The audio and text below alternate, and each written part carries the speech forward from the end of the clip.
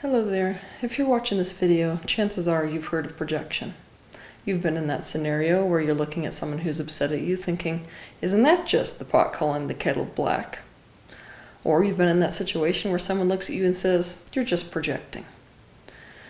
But the thing is, most of us don't know the mechanisms behind projecting. We don't know why we do it or how to stop, which is of course why we're having this discussion today. We are born whole. But that wholeness is short-lived. It's short-lived because we are born relationally dependent. To be born relationally dependent in a family that is not fully evolved yet because society is not fully evolved yet spells immense trouble. It means that we're about to learn that certain aspects of ourselves are acceptable and certain aspects of ourselves are unacceptable. And this is where the trouble starts. What is acceptable versus unacceptable depends upon the family you're born into. The aspects of us that are seen as unacceptable, both positive and negative, are rejected by our family, and the aspects that are seen as acceptable are accepted by our family. So being relationally dependent, in the name of survival, we do anything we can to disown and deny and suppress those aspects of ourselves that are disapproved of and exaggerate those that are approved of. We dissociate from what we disapprove of. This creates a split within the person that we call the conscious and the subconscious. This self-preservation instinct is in fact our first act of self-rejection. For example, a child is born into a family where anger is not an okay emotion to express. When the child gets angry, they are ashamed for that anger. So the child suppresses and denies their anger for the sake of survival within the household. But the anger does not go away. They just consciously deny it. It becomes subconscious. As an adult, this person will most likely not have any awareness that they have any anger in them at all. They will not and cannot see themselves clearly because they have denied that aspect of themselves. So when people tell them that they are angry, they will not relate to that at all. They may only relate to themselves as easygoing. When we deny, suppress, or disown something, it's not like it just disappears.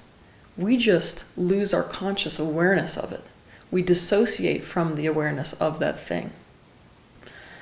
Now, in order for us to recognize that thing which we are denying and suppressing, we have to feel the pain of the absence of that particular thing. No wonder self-awareness is so difficult. Every human in existence that was ever socialized, which is everyone, went through this process of splitting themselves into parts. Parts that are owned and parts that are disowned. This self-rejection is the birth of self-hate. The emptiness that we feel is the result of those missing, rejected, or disowned parts of ourself.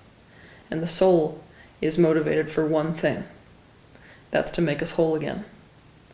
We will be provided every single opportunity to become whole again. But in order to become whole again, we need to see and accept the aspects of ourselves that we disowned. This is painful. Self-awareness does not come naturally to people who like to avoid pain. Because in order for us to really get to a space of wholeness, what we have to do is to stop avoiding the pain. We have to stop avoiding that feeling of void that is inherent within us because of the missing aspects of ourselves, and instead we need to go straight in the direction of it. So where does projection come into all of this? We tend to overcompensate for whatever trait we have suppressed or denied or rejected. For example, somebody who is super apathetic is going to suppress the aspect of themselves that strives, and someone who strives is most likely going to suppress the aspects of themselves that are apathetic. Now, because the soul is motivated in the direction of completion, in the direction of wholeness, it wants to find a partner that makes it feel more whole. So the external world becomes the substitute for what we're missing in our internal world. For this very reason, in our partnerships and friendships, we tend to attract both extremes. We attract people into our lives who mirror both extremities within us, so that we can have the opportunity to be aware of our own dichotomy, The law of attraction responds to both extremes, the overcompensation and the aspect of ourselves that we have suppressed to the extreme. We are a match to them, even though they seem to be the opposite of us, because that denied self is still a part of us and is still, therefore, subject to the law of attraction. But our partners, romantic partners specifically, or those that are the very closest to us, tend to be our opposing mirror. They reflect the attribute we suppressed, and we reflect the aspect that they suppressed. The person who is apathetic, therefore, will most likely end up in a relationship with a success freak, and both of them will be caused pain by the other because each is a reminder of the rejected aspect of themselves. They reflect to each other the lost self. And guess what? We recognize and see in other people the things that we have rejected and denied within ourselves. This is really the essence of projection. When we notice an attribute in someone else that we have made not okay within ourselves long ago, we have the same reaction to that we did to that aspect within us the first time.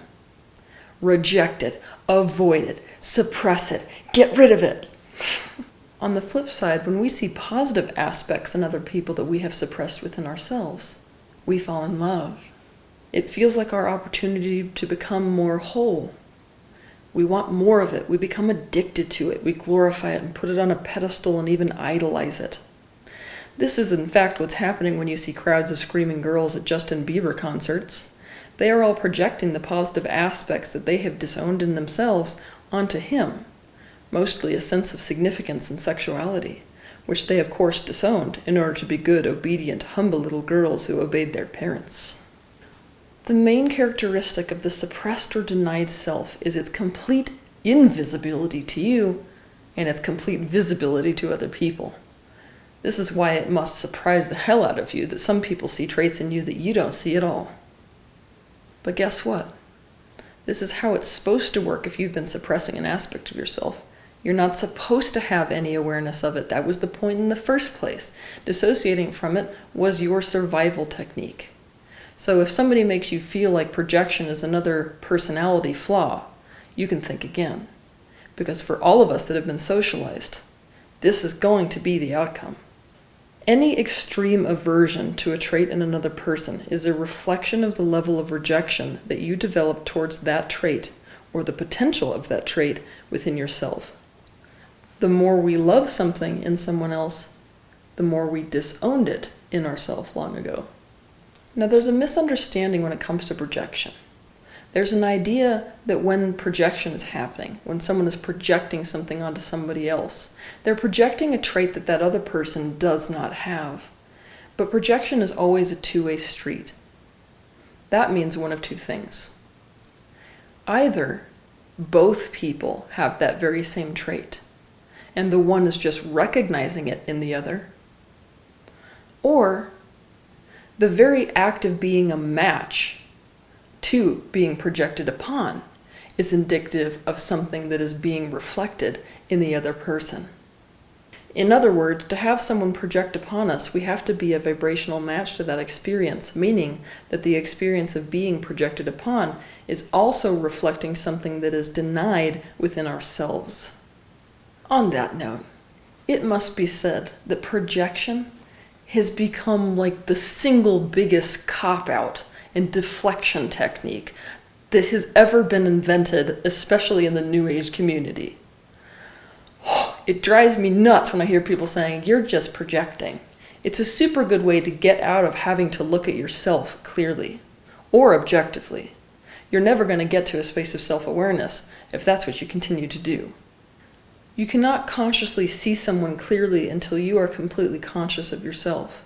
If you aren't, you will continue to see everyone through the filter of your own subconscious mind. Every time we cop out of looking at ourselves by saying, "You're just projecting," we miss the opportunity to see ourselves clearly, and we miss the opportunity to see our world and each other clearly.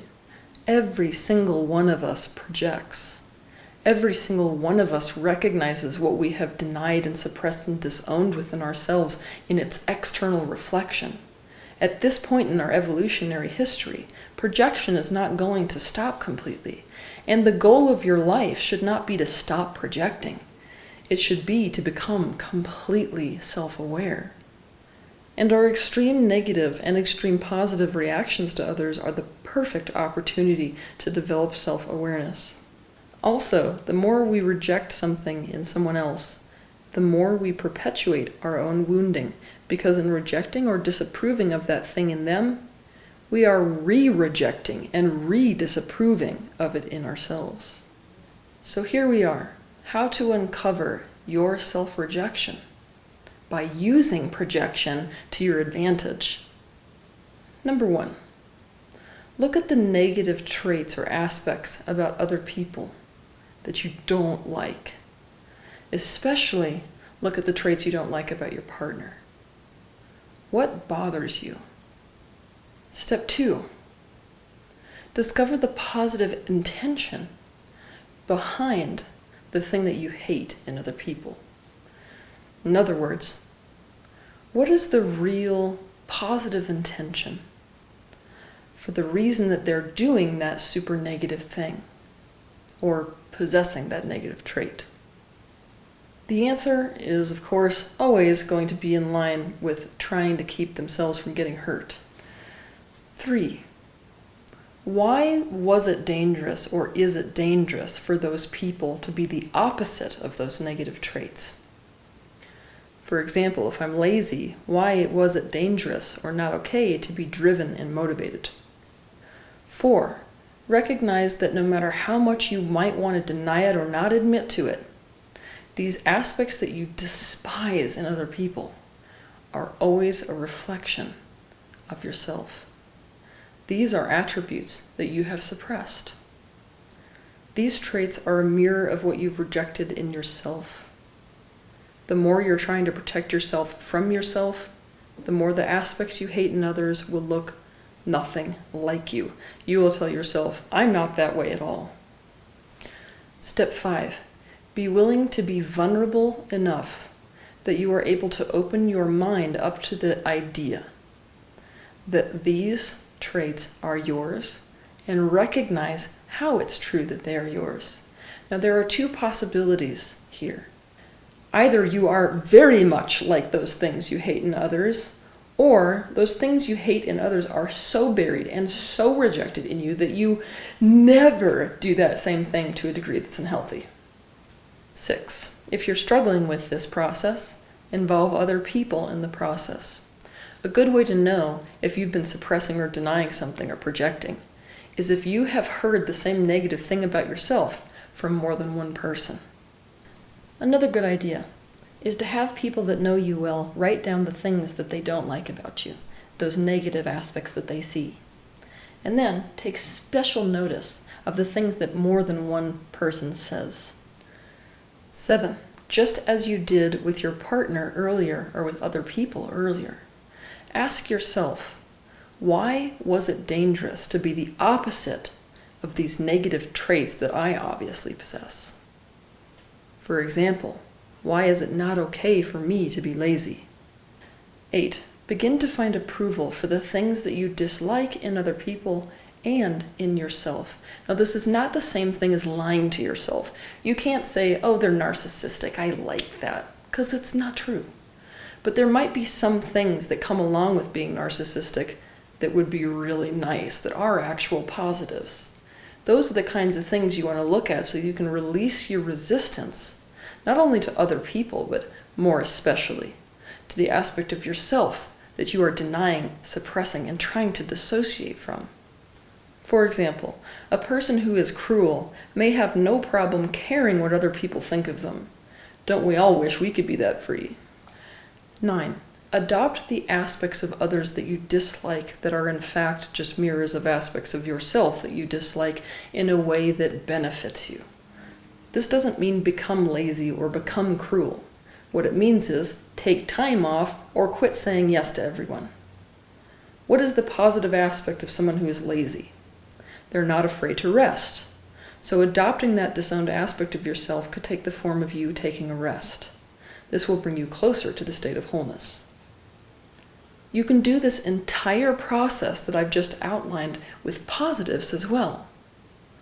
To do that, you simply need to figure out what you admire, envy, or fall in love with in other people, especially your partner, kids, and idols, and discover the positive intention behind suppressing those things inside yourself. Discover why it was dangerous to have those positive traits. For example, if I'm lazy and I envy people who are driven and motivated, why was it dangerous or not okay to be driven and motivated growing up? Find ways to express those particular traits in your life. So if I'm at a Justin Bieber concert and I love the significance that he has, how do I let myself have more significance? Knowing, of course, that the aspect of me that is suppressed is still an aspect of me. There's a portion in there that is highly significant and that wants that significance to be expressed. Judgment doesn't have to be such a bad thing. And you can't stop judging just by deciding to do it. Has that ever worked for any of you? I've never seen it work before. What that means is, instead of worrying ourselves with stopping judging other people, we need to instead develop an open mind that is open enough to take a look at our judgments completely, to use our judgments of other people, both positive and negative, to recognize the aspects that we have rejected within ourselves. This causes our judgments to turn into observations. So, what do you judge? Projection is one of the best tools for self-awareness. It's also one of the best excuses to avoid self-awareness. We cannot be truly authentic as long as we continue to reject, suppress, deny, or disown aspects of ourselves, whether they be positive or negative. So if you are willing to be uncomfortable enough to see yourself clearly, most especially the aspects of yourself that are missing, I can guarantee you that you are well along the way to authenticity, and you are well along the way to a state of wholeness. Have a good week.